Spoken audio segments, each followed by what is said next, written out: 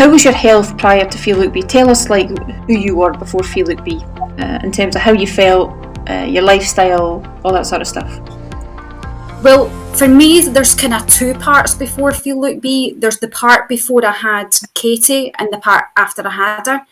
And even the part before I had Katie, I had like fertility issues and things like that. And I had to keep my weight down for fertility treatment. So I struggled to keep my BMI below 30. And I did every diet under the sun. I did what I thought was clean eating. But even then, for about 10 years, I suffered continuously with headaches and migraine and backache, which I still have a bit of. But after I had Katie, my health seemed to get a lot worse. I seemed to be suffering from brain fog. The headaches were worse. The migraines were worse. And it was only once she turned about 2, I can't remember what age she was. She was getting to the stage where she was nearly 2 and things were getting worse instead of better. So my hair was falling out. My processing was actually being affected, that I couldn't do my job properly because I couldn't concentrate to process things. And the migraines, everything, I was basically just falling apart. And then I was diagnosed with the underactive thyroid because my colleagues had suggested to me perhaps it was a vitamin D deficiency or something like that.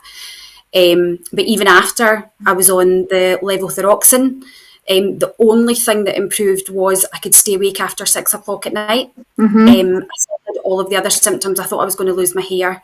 The brain fog was terrible. My memory was still not great. And I didn't feel great. And I could only do one thing a day. And that one thing might have been going a walk, going to a shop, cooking one meal. So I was at the stage of I couldn't even cook healthy meals. Right, Tina, that's brilliant. Thank you so much for that. I'm just going to pull up some of the common symptoms of hypothyroidism. This is as much for everybody else as it is for me and you, just to even get to know your situation better, because it's just so widespread, hypothyroidism. Now, most of thyroid issues, hypothyroidism, 90% of them approximately are an autoimmune condition called Hashimoto's. So a lot of the time, there is another reason, and a lot of times that I've found in my experience, hypothyroidism is a secondary issue. There's something else causing it. Now, I don't know if you've seen last night's live, Tina, where we talked about the gallbladder and the gallbladder not being efficient, or me not having a gallbladder, or a problem with bile. Now, this, to me, this is triggering in my mind, and I'm going to explain why in a minute. But anyway, some of the symptoms, and you could tell me if you had these. So weight gain. Yes. Hair loss. Hair loss, yeah. Constipation or nausea, off and on. Nausea, but I thought that was the headaches, but I did suffer from nausea, yeah. Painful and prolonged menstruation. No idea. Can't remember. Okay. Irritability, anxiety, depression, insomnia. Yes, to all of those. Increased blood pressure and cholesterol. Maybe you never had your cholesterol checked. I didn't have it checked, no. Okay. Chills. Feeling cold. Yes, actually, yeah. And feeling quite tired a lot of the time. All the time. Yeah. All the time. Yeah. That's some common symptoms. Other ones actually are, and a big factor is craving carbohydrates, especially when you're tired and you're not fat adapted, if you like. A lot of people won't know what that is, and that's fine. You don't need to know tonight, but you do crave carbohydrates in the form of sandwiches, breads, pastas, sweeties, cakes, biscuits, that sort of thing. Was that you? I think so. To be honest, I was just eating to survive. It wasn't even eating for health half the time. It was just eating to survive. So it's whatever was quickest, because I didn't have the energy to cook, which wasn't me before. I did always cook from scratch, before that. I probably would have reached for the easiest things. Okay. So I've got a couple of things that I want to say about hypothyroidism, but I'm keen to hear more about your story, Tina, because it's so good. So fast forward, you had this condition, you've seen the success of people that you knew, you thought, I'm going to do that too. So you jumped onto Feel Look Be, and how long have you been doing Feel Look Be with me? I joined Feel Look Be in December. I had done the 5-day blitz for the week before the programme started, because I basically just wanted to get into it. Because after speaking to my GP one day, And she said, like, you're going to have to do something to look after yourself. I said, don't worry, I've seen this programme, I'm going to do it. And I just joined that day, but I couldn't wait a week to start, so I joined the 5-day blitz. What was the start of that question again? I've totally... So, that's a good question. What did I say to you? Yeah, so when did you start? December? Oh, yeah. December. Okay, so go and tell us, Tina, what you've experienced since December then. What's happened in your life with your health, with you really? Well, when I actually joined, I was actually off work, sick, because I wasn't able to function properly, and I just wasn't coping because my brain couldn't function. So I thought that was a perfect time, to get straight into it and just immerse myself in it. So really, without any idea of what I was doing, I just got immersed in it. I did find the steps really hard at the beginning. I was pacing the living room all night to get up to, I wasn't even getting anywhere near 10,000 steps. But by January, I felt I had kind of found my feet a wee bit. I decided to use January to sort of just get myself better for getting back to work, which is exactly what I did. Okay. And it was January where I started to feel the mindset and stuff starting to work. I was starting to feel like really positive. I was actually starting to like myself again. I had so much more energy. And it was quite surprising that in such a short period of time, that I had so much more energy. And in fact, it was the end of January, I had my next round of bloods for my thyroid. And at that point, because my hair had stopped falling out as well, my hair was great. And that was amazing. As a woman, hair's so important, as a man as well. I thought that was a daft thing to say, but we need to feel like our hair's good. So that must have been a great feeling for you. It's not that. I was fed up unclogging the shower. Do you know what I mean? It was constantly clogging up the shower, and we were getting blockages, and it was just all my hair, so that was annoying as well. So it was actually the end of January, the first time that I had my levothyroxine reduced, which I wasn't expecting at all. I was expecting it to take much longer. Yeah. But the GP had said to me, look, the fact that, you have improved all these symptoms, we'll try it, just down a wee bit and see how it goes. And I loved January, honestly. Some of it I thought was a bit mental, but I thought, let's just go with it all. Just immerse yourself in it and see how it goes. And I just, absolutely loved January, every bit of it. Excellent. So since then, in terms of weight, Tina, how much weight have you lost? I've lost 38 pounds. Wow. 38 pounds. Do the conversion for me, will you? What's that in stones and pounds? Right, here we go. Right, so is it 1 stone 8 pounds? No. No, it's no more than that. No, it's 8 pounds. I was bad to do maths, honestly. 14. 1 stone 10 pounds? No, somebody help us. Somebody help us, I don't know. 14, 28, 2 stone, 28, 2 stone, 28, 38, 2 stone 10 pound. That was good for me. That's quite a lot. That's quite a lot. Yeah, and to be honest, that is quite a lot. And in fact, I'm actually, here's me trying to calculate again. I'm actually a stone and a half less than my normal weight for the 7 years that I was trying to have Katie. So that was the time at which I was really watching what I was eating, watching everything get into my body, trying to keep my BMI below 30. I don't believe in BMI, by the way. I don't think it's a good measure of things. But just to keep it below 30, I was a stone and a half more than I am just now. And this week is the first time ever in my adult life that I've actually made it into the healthy BMI category. Yay! High five! That I don't agree with. But still just that fact of, because the NHS was always like, you need your BMI below 30, it needs to be below 30. So to now have it 25 and in the healthy category is just amazing. Absolutely amazing. For me, BMI has definitely got its place, but as you start to get leaner, it doesn't, it doesn't consider the fact that you could be an athlete and yourself. What height are you? I'm 5'2". 5'2", so say you sat at 10 and a half stone as an athlete, as a sprinter, let's say, you'd be heavier than the average 5'2" women, and you could actually fall into the obese category because you're heavier on the scales. So that's when BMI falls down for me. But incredible. So that's your weight.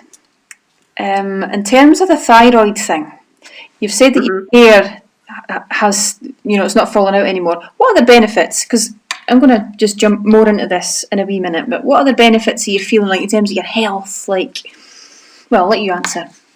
Oh my goodness, where do I start? I actually can fit so much into my day now, that I couldn't before. I can actually cook all 3 meals from scratch, like within the day. In the morning now, somebody asked me yesterday, what time does the programme take away from you? And it's not about taking away time. For me, it's about the time that I've taken for myself. Yes. So I have taken an hour in the morning for myself where I go for my walk. So before I've even started the day, on days that I don't work, I've had my walk in and my Zoom workout by 7:30, and I'm ready to like hit the day running. So I feel now that I'm so productive. If I write a list, I now do your thing of visualization. So I visualize what I want to do in that day. I don't worry about how it's going to get done or when it's going to get done, but I can literally do anything I want to do within a day. That's incredible. My meals are cooked from scratch. I get my walk, I get my workout. I've got quality time with Katie. We've even got a couple of hours just to snuggle on the sofa. Sure. We have that time and the learning as well. Do you know what I mean? Like I've always been like, I've no time to read. I've no time to read. And you might not have time to sit and read a book, but I've got time to sort of listen to like audiobooks and stuff like that and do learning. Amazing. So it's changed everything for me. It's just so great. Just for everybody else's benefit, we have it's a Shelley with book club. We all read the same book the same month at the same time, and we read it and we share stuff on it, and it is essentially a book club, and we'll learn together. And learning is a huge part of Feel Look Be, which is why it those worlds and lives. So what else did you say there? Yes, so daily rituals and daily routines, hardwired, strong daily rituals where you show up, you commit, and you give it your all, no matter what it is. You could be in your pyjamas, you could be, walking around the block, you could be walking around your house. It doesn't matter as long as you're ticking the boxes. And Tina, it sounds like you've done that, and your wee girl is 2? She's 2.5, yeah. 2.5, so you work part-time, you've got a 2.5-year-old, and you're juggling, prioritising yourself as well. So credit to you, well done. A lot of people put it off when they've got a toddler. So thank you so much. A couple of things I want to just cover though. Now for anybody that does have a hypothyroid condition, I'd like you to consider this, and it does not override any advice that you've had before, but I want it to instigate a curiosity in you to do further reading and investigation, because you need to be a master in your own health issue, I do believe. So please research if you have a fatty liver. Remember, so let me show you this wee picture. Tina, are you okay for time? Absolutely, yeah. You won't see this, but I'm just showing everybody else. So the pituitary gland in your brain stimulates thyroid produces, if you like. I'm going to keep it really simple. Thyroid stimulating hormone, remember? And it says to you, it trickles down your throat. Doesn't really, but we'll say that for now. And what it does is it causes the thyroid to produce T4. Now T4 is inactive, can't do anything. It has to become T3. And those T molecules are iodine molecules. So one iodine molecule has to be stripped off of the T4 to make it T3. And that happens predominantly in the liver. Now, if you've got a fatty liver, and you'll know if you've got a fatty liver, you just look down and you'll see a gut, you'll see a belly. Generally, you'll have obviously visceral fat around your vital organs, and you'll have subcutaneous fat as well. And you've got a belly. There's no disputing that, is there? And some people go, slap it and give it a wee slap and say, bought and paid for. But actually, if it's causing you health problems, you might want to have a look at it. So it could be a fatty liver, causing problems with your gallbladder as well. You might not have a gallbladder, or you might have a problem with bile production, and in which case the bile cannot break down the fats that you eat. And so if that happens, you can't absorb the fat-soluble vitamins like A, D, and K. But if there is a bile problem, that will impact on the thyroid as well, because it will affect the iodine, and so the whole feedback mechanism from thyroid to liver and gallbladder and back again is broken. So that's another issue. So fatty liver, a gallbladder issue, also estrogen dominant, which is why a lot of people, and Tina, I think this was you fell pregnant and you had your autoimmune, no, you never, you had your hypothyroid issue after your pregnancy. Yeah. Yeah. So estrogen dominance can actually cause hypothyroidism too. So if you've got heavy periods and you have a bad time of it when it's your cycle, and you have low mood, that could mean that you're estrogen dominant, and estrogen blocks the receptors of the thyroid. So that can affect your thyroid too. But like Tina just showed you, you can come out the other end. So Tina, my question to you now is, do you still have your hypothyroid issue?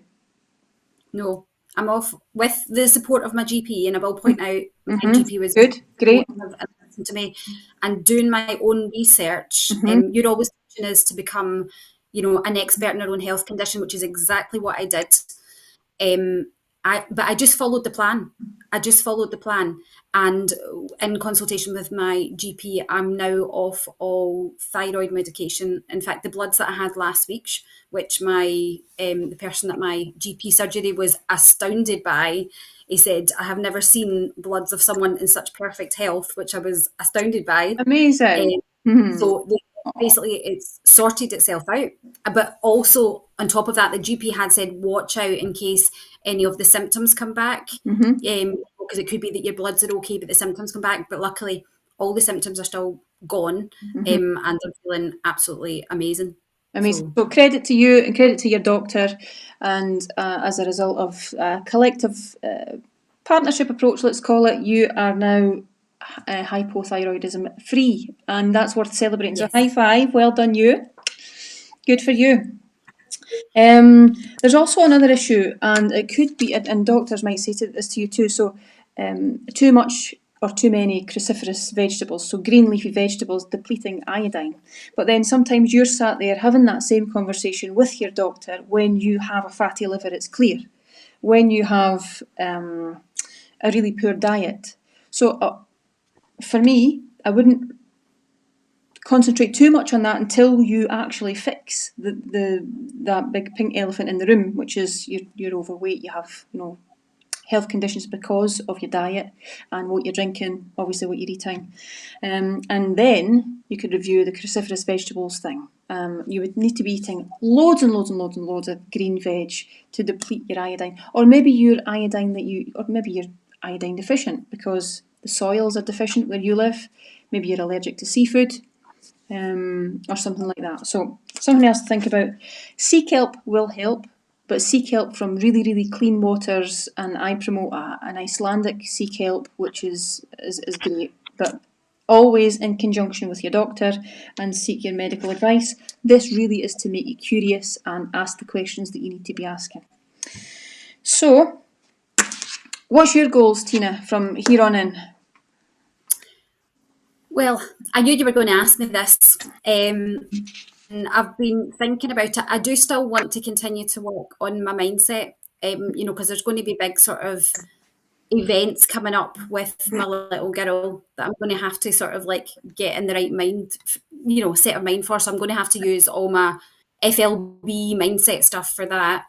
But also now that I'm kind of enjoying the workouts a lot more, I can't do them all, but now that I'm enjoying the workouts more, I actually do want a wee bit of definition in my arms, so I would like to get a bit more sort of like body strength as well. So a bit of mindset, a bit of body strength, and I'm hoping one day that we'll have a big FLB reunion somewhere, and that I can meet lots and lots of people on the page. That's really what I'd love to do. We're going to do that, Tina. Isn't it so special? We said this last night as well. We probably say it every time we're on. The place, the Feel Look Be place, is absolutely buzzing with the most incredible people, like most of which I've never met in my life, but I've grown to love and respect and care for. And obviously, you feel like that too, Tina. It's pretty mind blowing when you consider we are online. We've never met each other in real time, but because we talk, we engage so much. It's completely interactive, Feel It Be. It's not one of these programs that you're just sent videos that you need to watch. We interact daily. It's pretty mental, isn't it? When you think about it. You can't actually describe it to someone because it's a feeling. Do you know what I mean? It's a feeling. You can't share that with someone until they're on the program. And even the new people, they won't get that yet. they'll not have that sense of what's about to come. No. I remember watching a programme last week, and it was somebody falling in love online with someone they never met. Yeah. And before that, I said, how could someone do that? But now I totally get that. Yeah. Because there's all these women that Yeah. I totally love on this programme that I've never, met. I won't go as far as to say I'm in love with them, because that just sounds a wee bit weird and stalkerish. But like you just love all these people, and you like idolise them and think, oh my goodness, they're commenting my post. They are amazing. And honestly, today I've had like so many lovely messages from people that I look up to, and I'm just like, they're just so inspiring. Like all these ladies on this page, it's amazing. Do you know what, Tina? Your story is incredible, and it just goes to show when you take control of your health, your mindset, your general wellness, you can change everything. And you're testament to that. You're sat here in front of us, all telling us live, my house to yours. There's 145 eyes on this. I need there to be so many more eyes on this, because people need to know this stuff. A lot of people, Tina, as you know, I don't know, did you think that you'd be on medication forever for your thyroid? Yeah, because that's what I was told. The day that the GP phoned me to say, right, you've got an underactive thyroid, this is something you'll be on for life, I just took that, for granted. And I thought, I don't want to be on this medication. I was already on other pain medication that I was wanting to get off of. I wasn't wanting to be on more. So I just took that for granted until, this programme. And that's when I realised, well, maybe I can sort this out. And it was only when I asked the question to my GP, is this something I can fix? When she said yes. So before I wasn't told that. Okay, great. If there's anybody on here actually who can relate to this and wants to join us, please comment and just say yes. And the team are here, they're on the page, they're watching everything that's going on. They will be in touch with you to tell you how you can actually get involved. Tina, would you like to add anything else? Ask anything? I've asked you plenty of questions, so I like to give you the opportunity to ask me anything. I don't know. Do you know there's going to be loads of stuff when I come off, and I'm going to think I should have said that. Okay. But I do want to say thank you. I've got to say thank you. Honestly, you, the team, the girls, like I never thought I would be getting into my ninth month on this. I thought I'll do the month in December. That'll be me. But honestly, it has changed my life for the better. Do you know what I mean? In my family's life, I've so much more energy. I've got my life back. I am loving my job again, and I think I'm actually becoming good at my job again. Brilliant. Do you know what I mean? And I'm actually thinking about the future and about working more, because it's the first time in 10 years where I've been able to feel that perhaps I could, like health-wise, work a bit more. So honestly, I can't thank you enough for the way that you've put this together. Your teaching and everything is just incredible. And I love your no-nonsense approach, Shelley. That's what I need. You need that. Okay, that's good. That's right, Tina. Thank you so much. You've been a pleasure, and same. I can't wait to see where the next month, August, takes you. Congratulations to date. You are pretty incredible, I'd say. Thank you so much.